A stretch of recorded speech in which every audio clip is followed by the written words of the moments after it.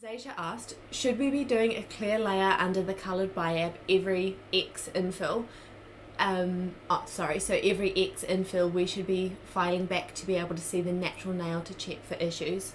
Penny's answer was, unless there's lifting, there shouldn't be issues. If you want to be super sure, I'd soak off the colour and start fresh periodically instead of just filing back to a clear layer, but there's nothing really wrong with either option.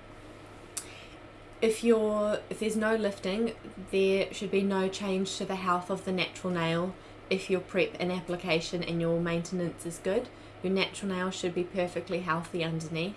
And unless you've got a really, really, really thick layer of a concealer or full coverage builder in a bottle, you can generally gauge the health of the natural nail through it.